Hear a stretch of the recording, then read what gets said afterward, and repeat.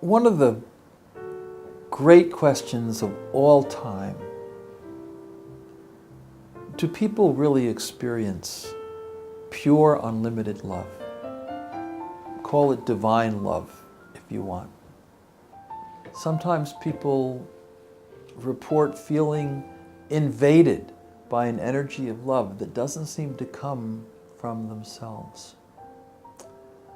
I was once sitting here in this office, and there was a young medical student who was going through some struggles, and I wasn't sure how much time I wanted to commit to the conversation. But all of a sudden, I felt over my right shoulder, it was not visible to the eye, but somehow I felt a warmth and an energy of love, and it told me that I actually was the right person at the right time in the right place to listen very carefully to this student and to pay a lot of attention to her. And I did. We're not talking so much about organized religion right now. We're talking about spirituality. There are a lot of neo-atheist philosophers who say God is dead. But in fact, in our study, a random study of thousands of at least American adults, we found that 80% of individuals self-report at least one experience of this very mysterious energy of love in their lives, often at difficult times. About 40% report that they've had this experience at least several times. About 20% report that they've had it very frequently, even weekly, and about 10% report that they feel it all the time, that they feel this divine love. Now, they describe it a little differently, their traditions are different, but what's important is that they somehow don't feel that it's just coming from human nature. They don't feel that it's just part of our biological human substrate. You know, frankly, human nature is capable of some love, but it's very limited, you know. Our love oftentimes, to be honest, is a bit selfish. It's unwise. It comes and goes. It's unreliable, unenduring. It's focused on the people who are near and dear, but not on the neediest. It doesn't expand and extend itself to all humanity. This pure, unlimited love, this divine love, is perfectly wise, perfectly intense. It's always there for you. It's totally forgiving. That love is a gift. It's not from us. It comes into us. It invades us. I like that metaphor of invasion. So what we found is that people really do have these experiences. Not too long ago, I was at a conference talking about the great artist Chagall. Now, it turns out that when Chagall was about 17 years old, he ran away from home. He lived in a small city in Russia. He came from an Hasidic Jewish family. He went to St. Petersburg. He drew sketches and tried to sell them on the sidewalk. He had no money. He lived wherever he could sleep. And one night, this is just a 17-year-old boy, he's sleeping on a cot with another homeless person who's sharing the bed with him. And he has a profound spiritual experience of a blue angel. And he reports this in his autobiography, My Life, which he wrote in Moscow 15 years later. He felt, he heard the rustling of wings, and everything was blue. And then the angel ascended and left behind blue air. Whatever you think of this experience, I'm not trying to be scientific about it, but this is what Chagall, the great artist, wrote. Everything he painted from that point on was in blue. If you look at his windows at the United Nations, the peace windows, if you look at his Good Samaritan windows in Westchester County, if you look at his windows in the Art Institute in Chicago, it's all blue, because he felt from that experience, and he said that blue is the color of love. He died, I think he was 97 years old when he died. He was in his studio in France. He had been through 2 world wars. He had escaped from Paris to New York to get away from the Nazis. And here was Chagall painting. He died painting in his studio. And what was he painting? A blue angel.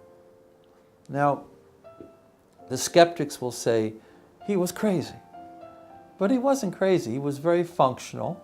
He was a profoundly good artist, probably the greatest artist of the 20th century. And he felt so called to try to capture that interface between human nature and divine love. All of his work is topsy-turvy. You know, it seems like you're in a different world. It's not Earth anymore. It's that place between the physical and the spiritual. It's that point of connection. He would say that he experienced divine love. And you know, there are many very creative people, not just artists and musicians, but scientists as well, who have claimed that they've had that sort of an experience. We sometimes forget about it because it's too complicated and we don't want to deal with it. But what I want to say is that actually the experience of divine love is quite common. You know, if you go to the shopping centers, at least in the US, there's a pretzel store called Auntie Annie's. Have you ever seen that? They're great pretzels full of cinnamon and sugar. They're not real healthy for you. So, you know, as a guy in preventive medicine, I really shouldn't be talking about this. But we actually interviewed 120 individuals in America who were inspired by their experience of divine love to do amazing things. So it turns out that Annie was a Mennonite, and she lived in Lancaster County, Pennsylvania.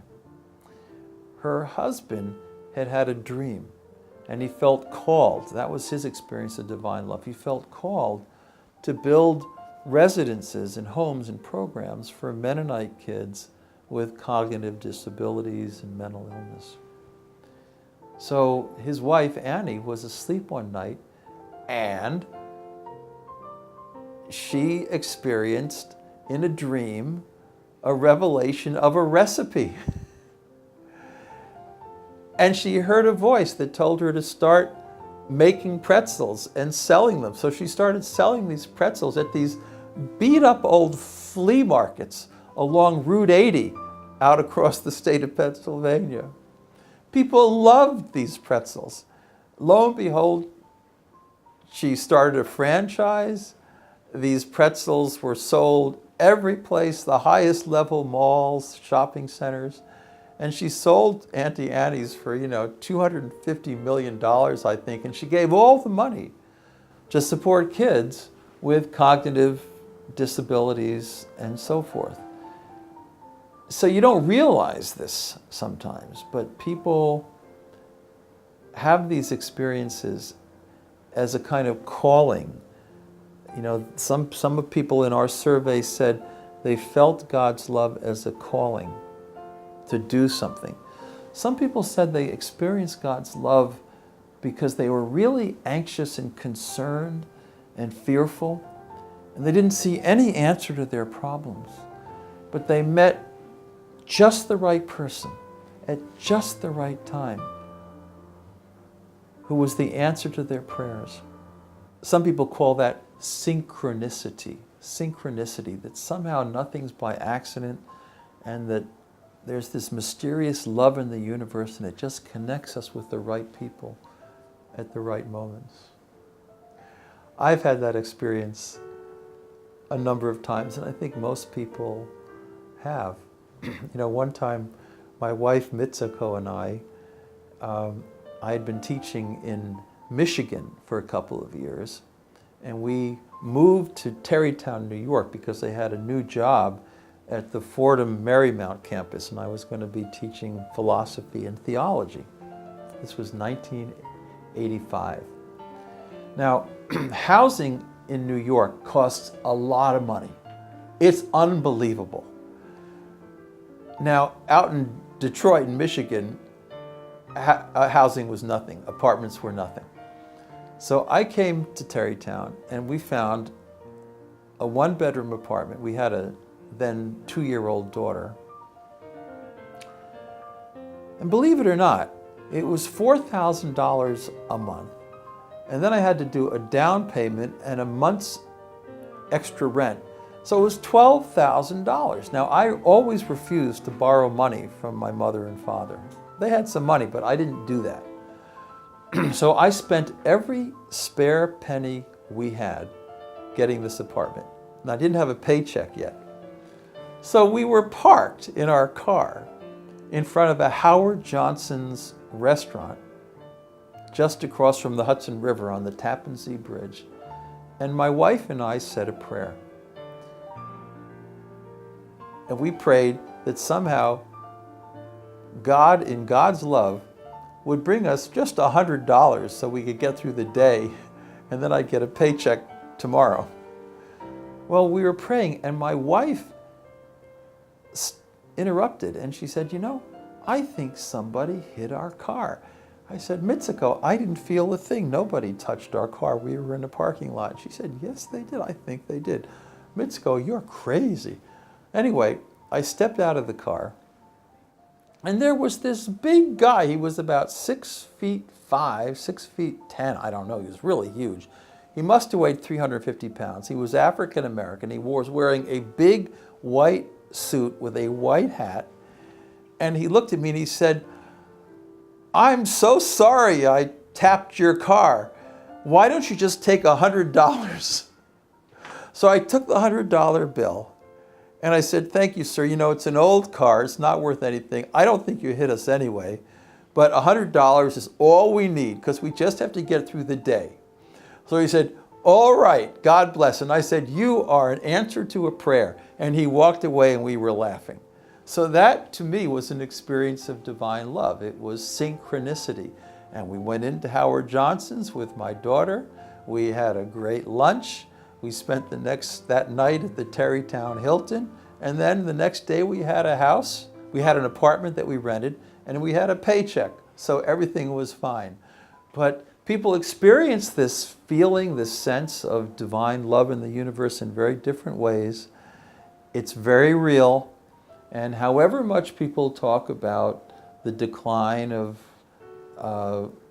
people attending church services or synagogues or whatever, the bottom line is that this divine love is alive and it's there, and a lot of people feel it, and many people feel it a lot of the time. And when they report about it, they say it increased their compassion, their benevolence. It expanded the range of people they cared about. So don't underestimate the power of pure, unlimited love in everyday experience, because it's real.